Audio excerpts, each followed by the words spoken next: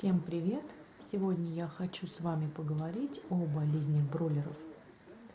Значит, как их лечить и как содержать. Да? Бройлеры – это очень такая квелая птичка, которая боится сквозняков и требует тщательного ухода за ней. Значит, бройлеры подтверждены болезням. При нарушении правил содержания и кормления бройлера, что и молодняка домашних кур, но из-за веса и габаритов бройлера имеют особенное лечение. У цыплят из-за грубых кормов и несвежих кормов, перемена рациона, злоупотребление рожью, ячменем может наблюдаться диспепсия. Несварение – характер жидкого спомета с непереваренной пищей, поэтому надо знать, чем кормить месячного бройлера в домашних условиях. Это очень важно. Потому что некоторые люди покупают бройлеров и начинают кормить их хлебушком, да, там, всякими отходами от стола. Он еще не успел родиться, а вы ему уже хлебушек пихаете. Это не домашняя птичка, там, ну, в смысле, не домашний цыпленок. Это бройлер. Бройлеры, они и так очень капризное содержание. А вы еще добавляете. Оттуда потом начинаются и понос, и все на свете. Значит, я хочу обсудить самую такую вот тему, когда они начинают чихать. Если цыплята чихают, то, возможно, они больны птичьим гриппом, аспириллезом, куриной слепотой или другая. При проявлении чихания, значит, что нужно? Припудривают ноздри стрептоцидом, чтобы эта инфекция не распространялась в бронхи и легкие. Ну, как бы это для профилактики. Пропаивают антибиотиками. Значит, какими антибиотиками пропаивают? Их очень много.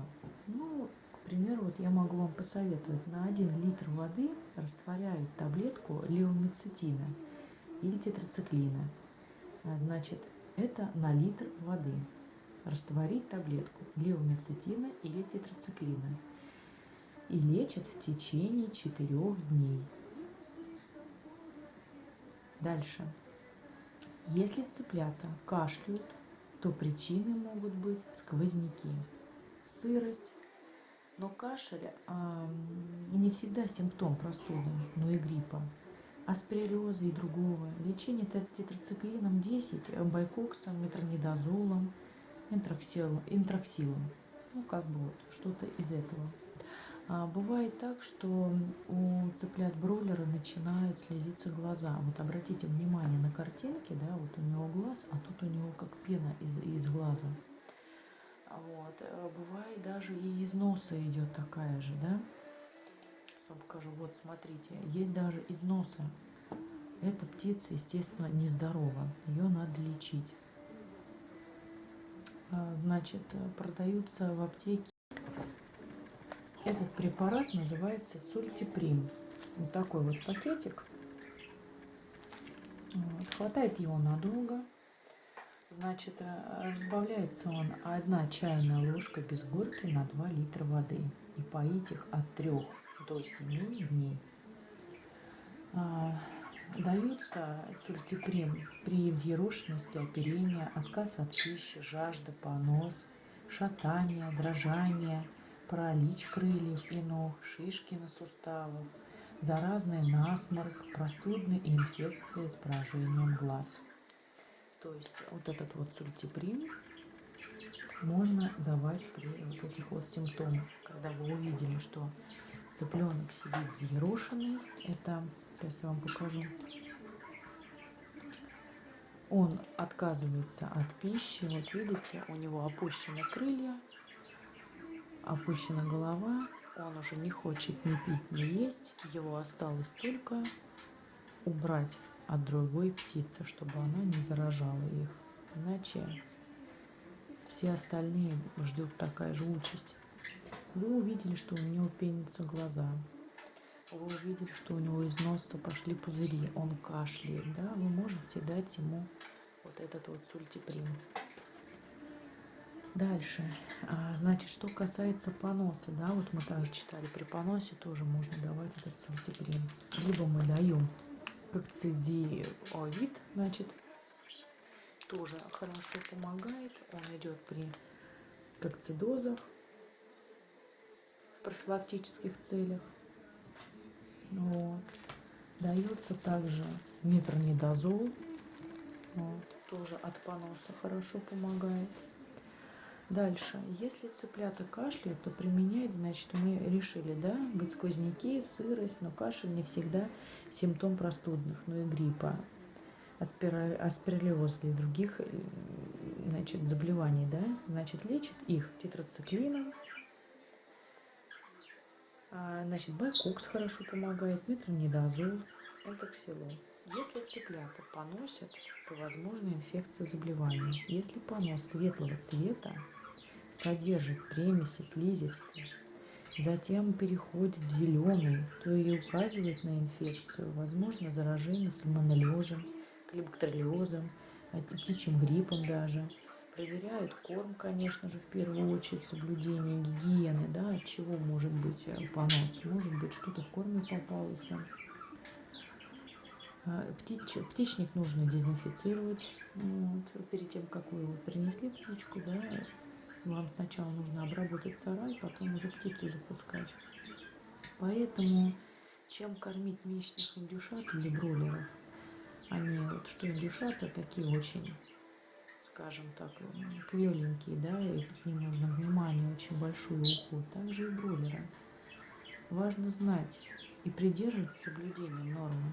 Ведь понос может возникнуть из-за избытка минералов или витаминов в корме. Когда не хватает витаминов, да, плохо, и когда избыток, это тоже плохо. Поэтому нужно как бы придерживаться такой нейтральной. А если недостаток витаминов, ведет к гиповитаминозу. При недостатке витамина А у цыплят взъерошены, не едят, слабые, останавливаются в росте, у них нарушается зрение, в сумерках увеличивается количество травяной. Значит, нужно что сделать? Если вы увидели то, что цыплята, да, они встали в росте, не едят так особо, у них аппетита такого нету, остановились они и толку у них от них нет, да, значит, нужно что сделать? Увеличить кормление травяной мукой, тертой морковью, это витамин А, это замечательно. Ну или же тогда специальных препаратов, можно их пропоить витаминами, например, как Рексвитал, очень такой хороший, мне нравится, и дешево, и продаются тоже вот в таких вот пакетиках. Рексвитал, вот в таких вот пакетиках. Это недорого и хватает надолго. Мне нравится. Если недостаток витамина D, то у цыплят характерна диарея, у них дрожат ноги, суставы утолщаются, наблюдаются судороги, общая слабость, развивается рахит, потому что витамин D, сами знаете, да, когда нет ни солнышка, ничего. Значит, а лечение только поможет, наверное, это рыбий жир. Витамин D очень хорошо там, да, даже вот нам в садах раньше давали рыбий жир. И здоровье укрепляет, и для роста хорошо. Вот. Либо какие-то другие препараты в аптеке. Крициферон, к примеру, тоже неплохой препарат при рахите, когда вот витамин D не хватает. Еще хочу дать совет о том, когда вы покупаете, неважно, бройлера или мясо яичного цыпленка, или будь то это индюшонок или еще кто-то, советую вам, приехав домой, пропоить сладкой водой и поить кипяченой водой в течение недели, чтобы не нарушить им ни кишечник, чтобы у вас не было падежа. Вы можете пропоить либо вот таким вот средством, ревициклин называется. Это, очень хорошее средство для цыплят, неважно, бройлеры это, утята, гусята, такая вот оранжевая порошок. Он тоже разводится в воде. Сладкую белую воду, добавляю туда вот этот вот препарат ривоциклин. Хватает его тоже, ну, очень надолго. То есть возьмете раз, хватит надолго. Продаются еще и поменьше баночки. Вот. От него не будет у вас падежа. От него у вас цыплята будут здоровыми.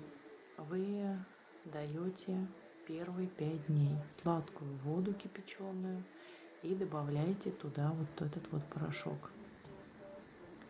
Так очень многих, кто торгует цыплятами, они пропаивают их вот таким вот средством, чтобы птица у них не погибла. Но если вы не можете достать вот этот вот препарат, вы можете пропоить другим средством.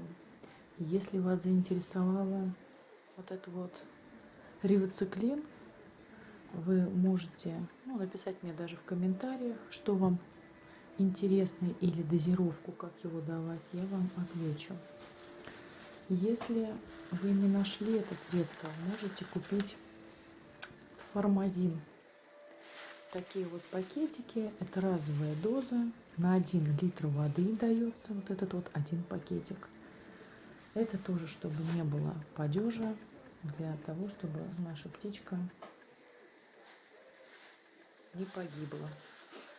Если вы не нашли формазина, можете купить, называется талан. Тоже вот такие вот пакетики, тоже на 1 литр воды дается. Точно так же 5 дней. Если у вас возникли еще какие-то вопросы, повторюсь, пишите в комментариях. Подписывайтесь на мой канал, ставьте лайк. Всем пока, до следующего видео.